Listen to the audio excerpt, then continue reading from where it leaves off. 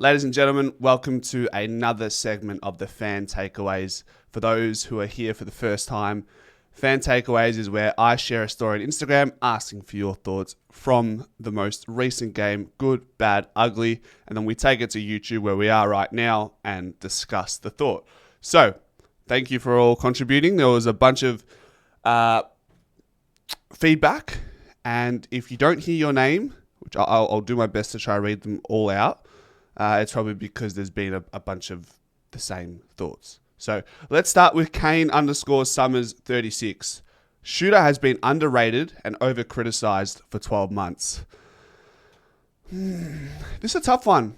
I've been very vocal about this for those who have been supporting the channel for the last 2 seasons. I just felt last year that while he played his role very well as the pressure forward, I thought there was more to be desired with what we brought over from Fremantle. It wasn't the Lachie Schultz full of confidence that I saw at Fremantle. So I had a high standard for him, a high expectation for him. We're getting that now.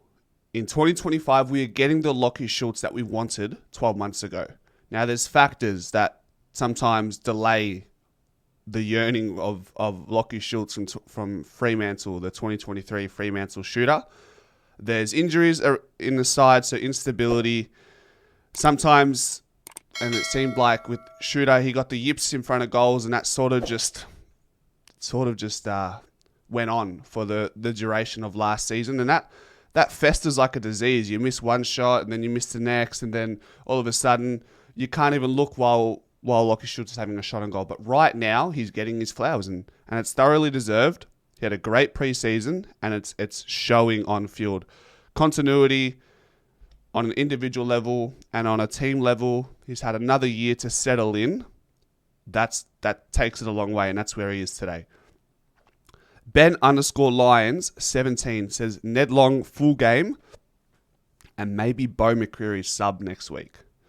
I'm hoping he's not the sub next week because he's been unbelievable, and I don't foresee this guy being the sub either. So Beau McCreary to be the sub and Ned Long to start. So Fly said in his post-game presser that Ned Long won't be the sub next week. So now we get to play the Tetris game in who will be the sub for the Collingwood Football Club next week, and it's almost a lucky dip. You close your eyes and you see what happens, but Beau has been, I would almost say he's out of form. I think he still had his 6-7 tackles on the weekend, but I always reserve that high standard for these high pressure forwards just to have a little bit more impact because it goes a long way. When you got Shooter averaging 18 touches over the first 4 games of the year, kicking goals, just imagine if you could bring another small forward like that along with you, because Bobby Hill's not really doing that and Jamie Elliott's not really doing that right now. They do it in like small stints throughout the game. Shooter's he's been able to put together 4-quarter efforts. Beau McCreary needs to come along, tag along, find a way to impact the game a little bit more. I just felt, I don't remember a lot of moments where Beau was impactful on Thursday night. So maybe, look, Beau would be the perfect super sub in the terms of soccer. Come on halfway through the third. No one's going to be able to catch him. He would be a live wire. So I don't mind that idea. I wouldn't say he's far off from being the sub. A. Karogiovannis says, or is it A. Karogiovannis? That's how the Aussies would say it. Anyway, we are winning the grand final. #flag pies. I hope so, mate. I hope so. Rocket Rondo says, Q is the new Alan Tuvey. Touches don't matter because all he does is shut down his opponent. Now, when I think of Beau McCreary and Isaac Quaynor on Thursday night, both didn't have a great deal of impact on the stat sheet. I think Isaac Quaynor had even less touches than what Beau McCreary had. Beau may have had like 8 touches. Q may have had, he had only 5 touches. But I noticed every time that ball was in dispute in our back line or somewhere on a wing, Q was there to put pressure and win a contest, half it, do whatever he needed to do. So I actually ended up giving him a pass mark in the player ratings because I just thought, you know what? Sometimes he's just not going to touch the ball. But what he does without it in those situations, you judge him based on that. And I can't fault him for that. So it's a great call, Rondo. Big Tuvey, huh? It's a nice reference. Scotty says, fucking kick straight. Amen. Amen. Joel934 says, shooter finally getting some recognition. 100%. Steven Sutsoglu, Ned Long, full stop. Yep, he's coming in. He's going to start next week. He's earned it. He's persevered. I'm sure he's level-headed and isn't.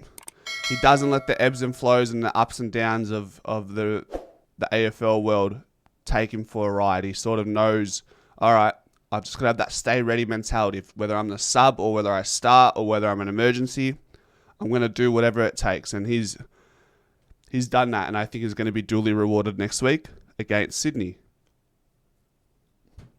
What else have we got? Dio4_private says, we were showcasing the Carlton, even more pressure we could have put on them. Basically, we were teasing them. So I think Dio4 is saying we were sort of just showcasing, to use that the Dio's word, the pressure that we can maintain for 4 quarters. Going into the game, Carlton were the number one pressure/tackling side over the last 4 weeks. Like, they were averaging a stupendous amount of tackles, beyond 80 tackles a game. And I think we ended up winning that metric by 15 or 20. I don't know the exact number, but just our pressure, our perceived pressure around the ball, like, it was just, it was unbeatable. So that's a really good point, DO4. George Pavlu, my man, says that Collingwood is the best team. That's his fan takeaway. George is a good friend of mine. He was a St Kilda fan because of one of our other mates, Alex, but I managed to get him over to the black and white. So, and George is from Greece, so he's come to find a team. I gave him a bit of a history lesson about why you shouldn't support St Kilda and why you should support Collingwood, and I think he's here now, so that's good. Carrot Gold says we are the Pressure Pies, which we just spoke about, which is a great nickname for the club, if you want to call it that, in 2025. Beasley 30509 Benny Parsons from NZ says DC has Tom De Koning in his pocket. That was one thing I wasn't expecting. I wasn't expecting DC to beat TDK, and he did that. 5 intercept marks, another 12 contested possessions. He just puts my mind at ease, DC, when the ball's in the air in our back half. And TDK has torn apart some really good ruckmen so far. Lloyd Meek, he had some, basically beat Toby Nankervis. I mean, Nankervis had moments himself, but who else is there? And he beat Tim English. They all had moments against TDK, but I feel like DC has put up the best fight, and I would say he would have won that fight from what I saw anyways. So, good call, Benny. Chris Cassette says, Darcy Moore back in all-Australian form. He's certainly trending in that direction, isn't he? And that's what we need. That's what we need. Maybe if Billy Frampton can play like he did one-on-one against Charlie Curnow, that helps Darcy Moore be that all-Australian intercepting ruckman defender that he was in 2023.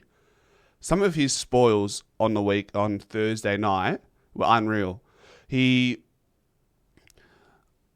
said this before. I've been critical of Darcy Moore not taking marks, and he elects to spoil sometimes where I feel like he should be marking it. There were many instances on Thursday night where there was no chance I thought he could possibly mark it, and he made the right decision in attempting to spoil the contest. Moreover, he was able to kill the ball, whether it was hitting the boundary or just punching it to somewhere in a safe direction. I really rated his game, and without taking a bunch of intercept marks, I think he had maybe 3, it's an okay return, decent. I just thought overall he had a really good game that is pushing him back to where he belongs. Black and White United, Andreas says that you are extremely tall and you have legs. I am a little bit tall, mate. Caught up with Andreas at the game, before the game, in the Hayden Bunsen bar, I think it is. So that's what he's referring to. Eurism says, still got a lot to improve in our game, including our accuracy in front of goal. Of course. There's always room for improvement. Are we playing like a top 2 side right now? No. I'd probably still dub us as like a top 6 side right now. Against Footscray, I probably would have said, yeah, maybe we're 7th, 8th best side based on what our form is and how we look in game. After Carlton, seeing the way we just put them to the sword in that third quarter, I'm like, all right, cool. I think we're a top 6 side. Now, building on that accuracy in front of goal and building on just being a bit more consistent through the 4 quarters is what will take me into believing that we are a top 4 side and hopefully subsequently a top 2 side. Ashley Stiff says, Brazzy to the forward line with this emoji, these ones. But in all seriousness, we need to work on our accuracy. Brad's been kicking goals. He's in that contract year, so he's doing exactly what he needs to do to get the right deal that he wants. Steve Sanders says, Sup champs, Carlton supporters need a support dog to attend their games. Bang, bang, bang, Steve-O, bang. Billy O says, relief, but worried Houston will go for 3 weeks suspension. Yeah, he gets 2 in the end. I'm not sure if we're going to challenge it or not. It's unfortunate. It didn't look good.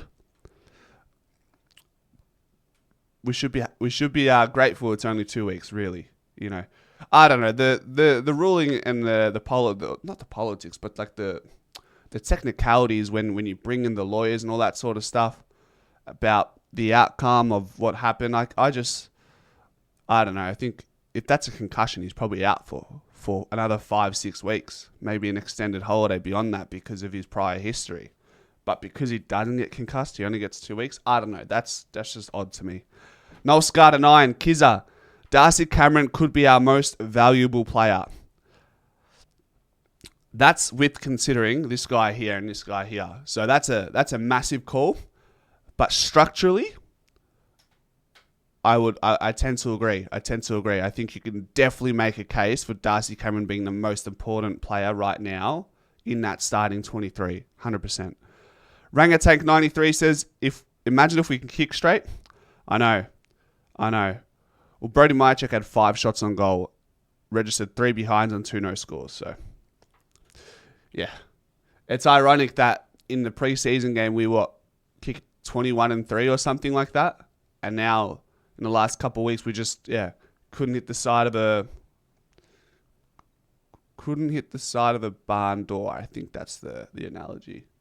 James Andrews says, how good is Lachie Schultz, mate? As I was saying all last season, wink face. Hey, mate. I'm seeing it. I'm there. I love it. Dylan Ingham says, our forward line will be potent in dry conditions. Well, it was dry at the G against Footscray. It was dry but humid and tough conditions against GWS. But yeah, we were definitely potent against Port Adelaide. Yeah, we're yet to kind of see it in the way of consistency, but we'll keep an eye on it. Ned Cassidy says, still side bottom, putting up the numbers here has been the past few weeks at 34 is amazing. Yeah, it's just defying the odds, along with Scott Pendlebury and Jeremy Howe and a few other players that are a little bit older. It's just, I don't think anybody was expecting Steel Side Bottom to bounce back from last year the way he has. And I say that, but then in the same breath, I have to mention that he was still a top 5 in the Copeland Trophy medalist last year. So did he have a bad season or did he have a couple inconsistencies? And then in the second half of the year, he just really, I guess, found his way in the midfield. Was asked to play different roles in different areas, didn't quite work out. But mate, what he's doing right now, he's infallible. He just can't make a mistake. I don't know. Ned Cassidy also says Lachie Schultz All-Australian with averaging above or elite stats. He's right there. He's right there with the small forward. So I agree with the stats he's putting out at the moment. And finally, Buddy, Aldin Keys. Shooter brings us a flag home. And this is what you want. And that, if we get the continuity and consistency of Lachie Schultz doing what he does as a high-pressure forward, and then one more small forward comes to the party like a Bobby Hill or Jamie Elliott or a Bo McCreary on any given night, it goes a long way. We're going to need that. But anyways, guys, thank you so much for your contribution. Be sure to check out Instagram next Friday. So Saturday morning, I'll post the fan takeaways on my story. If you want to share your thoughts for the game, do so there. The handle is pies_footy. Go Pies.